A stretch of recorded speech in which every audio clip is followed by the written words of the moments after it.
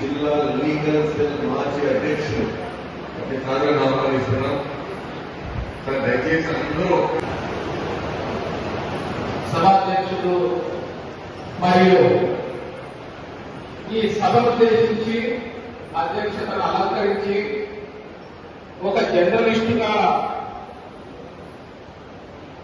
సభను ఒక గౌరవప్రదంగా నడిపిస్తున్నటువంటి సీనియర్ జర్నలిస్టు పోలీస్ డిపార్ట్మెంట్ లో పనిచేసినటువంటి రామ్మూర్తి సార్ గారు మరియు సభాధ్యక్షులు ఆంధ్రప్రదేశ్ ఫెడరేషన్ రాష్ట్ర ప్రధాన కార్యదర్శి ఢిల్లీ బాబురెడ్డి గారు. ఆ పేరులోనే ఒక ఘనత ఉంది, మన రాష్ట్ర రాజధాని ఢిల్లీ అని.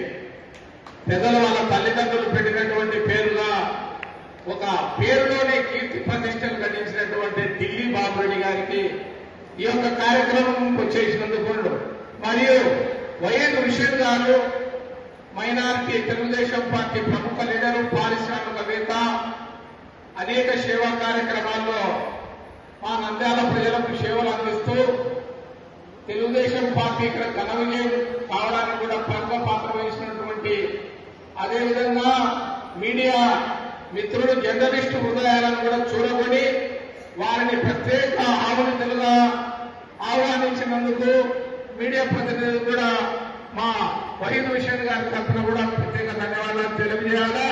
ఇక్కడ మేడ మురళీధర్ అయ్యగారు వాళ్ళు, ఆయనకు అగ్రికల్చర్ వ్యవసాయం చాలా ఉంది, పొలం. ఎప్పుడో మేము యూత్ కాంగ్రెస్ లో ఉన్నప్పుడు ఆయన అప్పుడే యువన దశలోనే కౌన్సిలర్ గా బీజేపీ ప్రభుత్వం అనేది తెలియని టైంలో ఆయన కౌన్సిలర్ అయ్యారు, పెద్దవాళ్ళు ఆయన. తర్వాత మేము జిల్లా ఈ యొక్క సభలకు మమ్మల్ని ఆహ్వానించినందుకు మీడియా తరఫున మేము ఏ విధంగా రుణం తీర్చుకోవాలి, మీడియా జర్నలిస్టుకు మేము విధంగా సహకారం అందించాలి.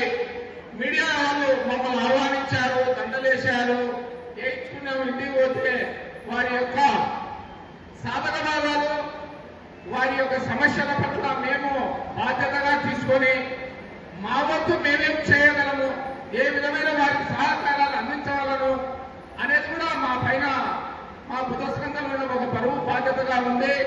కాబట్టి మిత్రులు, మా నంద్యాల జిల్లా అధ్యక్షులైనటువంటి మదార్వల్లి గారు ఈ యొక్క గొప్ప కార్యక్రమాన్ని వారి టీము ఇక్కడ ఏర్పాటు చేసి ఇంత పెద్ద ప్రోగ్రాము ఇంత ఆర్గనైజ్ చేసి ఇంత వసతి గృహాలైతేనే ఇంత వసతి ఏర్పాటు, భోజన సౌకర్యాలకు ఖర్చుతో కూడినటువంటి అంశాన్ని కూడా లెక్క చేయకుండా మన జిల్లా అధ్యక్షులు మదార్వల్లి గారికి కూడా ప్రత్యేక ధన్యవాదాలు తెలియజేయని చెప్పేది ఒకటే, ఏ రాజకీయ నాయకునైనా అందరం ఎక్కియాలంటే మీడియా కావాలి, ఏ ప్రభుత్వాన్ని గద్దెనెక్కియాలన్నా కూడా మీడియా కావాలి, ప్రభుత్వాన్ని దించే శక్తి కూడా మీడియాకుంది.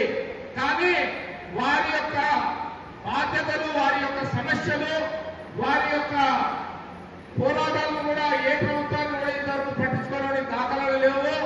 వారికి కనీస ఒక వికలాంగునికి ఇచ్చే పింఛన్ వృత్తి కూడా ఇవ్వలేకపోయిన స్థితిలో గత ప్రభుత్వాలు ఉన్నాయి. ఈ ప్రభుత్వాలను మేము రిప్రజెంట్ చేస్తాం.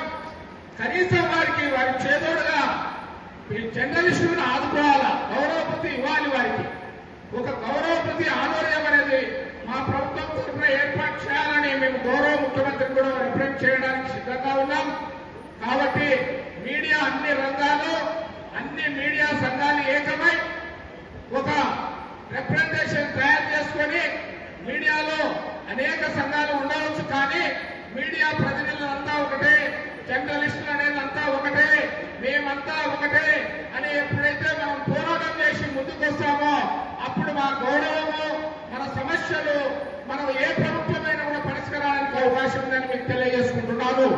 అదేవిధంగా ఈరోజు మీడియా మిత్ర బృందాలకు, మీడియా ప్రతినిధులకు, జర్నలిస్టులకు, విలేకరులకు ఎలాంటి పారిశ్రామికాలు లేవు, ఎలాంటి జీవన వృత్తికి సంబంధించినటువంటి పథకాలు లేవు. ఏ విధంగా వాళ్ళు జీవన మరణం సాగించాలి, ఒక సాధారణ పౌరుడు ప్రతిరోజు కష్టపడి పనిచేసి 500 రూపాయల నుంచి 1000 రూపాయలు సంపాదించుకుంటే గానీ కుటుంబం గడవని పరిస్థితుల్లో ఈ రోజు జర్నలిస్ట్ అనేటువంటి ఒక ఒక బాధ్యతను బుధా వేసుకొని ఒక వెహికల్ పెట్టుకొని దాంట్లో పెట్రోల్ పోసుకొని ఎక్కడ మీటింగ్ జరిగినా ఎక్కడ ప్రోగ్రామ్ జరిగినా ఏ నాయకుడు పిలిచినా ఏ కార్యక్రమం ఇచ్చినా నిరంతరం చక్కెర పట్టుకుని తిప్పుకుంటూ మీడియా తీసుకుంటాం, ఫోటోలు తీసుకుంటాం, అన్ని చేసుకుంటాం, టాటా అని వెళ్ళిపోతాం. ప్రకటించే పరిస్థితులు కూడా లేదు మీడియా మిత్రులను. కాబట్టి దీన్ని దృష్టిలో పెట్టుకోవాలా. స్టేజ్ మీదటువంటి గౌరవ పెద్దలు దీని పట్ల మీరు ఈ యొక్క మీడియా ప్రజల్లో ఇక్కడ ఉన్నటువంటి జర్నలిస్టుల సమస్యల పైన మీరు ఏ విధమైనటువంటి మీ వంతు సహాయ సహకారాలు వారికి అండగానిచ్చి వారికి ఏ విధంగా మనం ఉపయోగపడాలి, వారికి ఏ విధంగా మనం సహకారం అందించాలి.